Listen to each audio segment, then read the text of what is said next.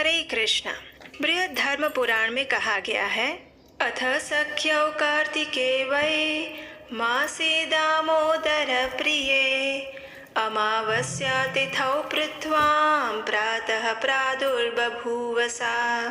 यानी दामोदर भगवान के प्रिय मास कार्तिक में अमावस्या तिथि में प्रातः काल में इस भूतल में तुलसी आविर्भूत हुई। श्रीमती तुलसी देवी पृथ्वी पर प्रकट होकर इस जड़ जगत में सभी जीवों को दृष्टिगोचर हुई। जब तुलसी देवी का प्राकट्य इस धरातल पर हुआ तो भगवान विष्णु ने भगवान शिव, ब्रह्मा जी सहित उनका दर्शन किया और उसके बाद सभी देवताओं ने मिलकर उनकी पूजा आराधना की। ऐसे ही तुलसी महारानी भगवान श्री हरि को अत्यंत प्रिय हैं और इस कार्तिक मास में उनकी विशेष पूजा अर्चना करने से वे हम पर प्रसन्न होती हैं और हमें परम भगवान श्री कृष्ण की शुद्ध भक्ति प्रदान करती हैं। तुलसी देवी की पूजा अर्चना और सेवा करने से मनुष्य को भगवान श्री कृष्ण की शुद्ध भक्ति और परम आध्यात्मिक गंतव्य की प्राप्ति होती है। और इसीलिए तो श्रीमद् भागवतम के तात्पर्य में श्रील प्रभुपाद लिखते हैं कि कभी कभी लक्ष्मी देवी भगवान के चरण कमलों पर रखे हुए तुलसी दल से ईर्ष्या भी करती है, क्योंकि तुलसी दल सदैव अचल रहता है,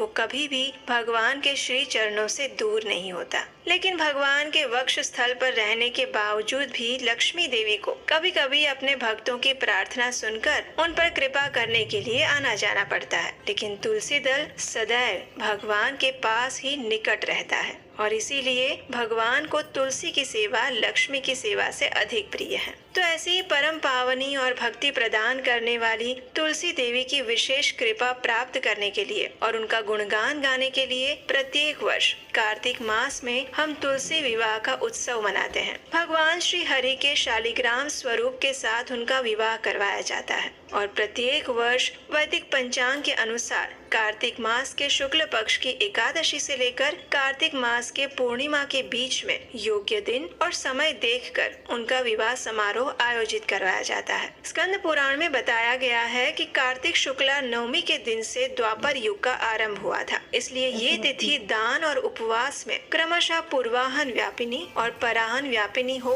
तो अत्यंत अच्छा है। और इसी तिथि पर यानी नवमी से एकादशी तक मनुष्य शास्त्रोक्त विधि से तुलसी देवी का पूजन और उत्सव करे तो उसे कन्यादान का फल मिलता है। पूर्व समय में कनक की पुत्री किशोरी ने एकादशी तिथि की संध्या के समय में तुलसी देवी की वैवाहिक विधि संपन्न की थी और इस कारण से ये किशोरी वैधव्य के दोष से भी मुक्त हो गई थी। नारद पंचरात्र में वशिष्ठ ऋषि कहते हैं कि सबसे पहले मनुष्य को अपने घर में या फिर जंगल में तुलसी के पौधे को उगाना चाहिए और जब वो 3 साल का हो जाए तो उसके बाद ही तुलसी देवी का विवाह करवाना चाहिए। इसका अर्थ है कि अगर अभी अभी आपने तुलसी का पौधा लगाया है तो उसका विवाह आप इस वर्ष नहीं करवा सकते, उसके लिए आपको 3 वर्ष प्रतीक्षा करनी पड़ेगी। तो आप जिस समय विवाह करवाना चाहते हैं तो ये जानना भी अत्यंत आवश्यक है कि कौन से समय पर विवाह करवाना चाहिए। तो उसके विषय में भी ये समय उचित बताया गया है कि जब सूर्य उत्तर में चल रहा हो, बृहस्पति और शुक्र का उदय हो रहा हो, कार्तिक मास का पवित्र समय हो, उसमें एकादशी से लेकर पूर्णिमा के बीच में, और जब विवाह के लिए मंगलमय ग्रह और नक्षत्र बने हुए हो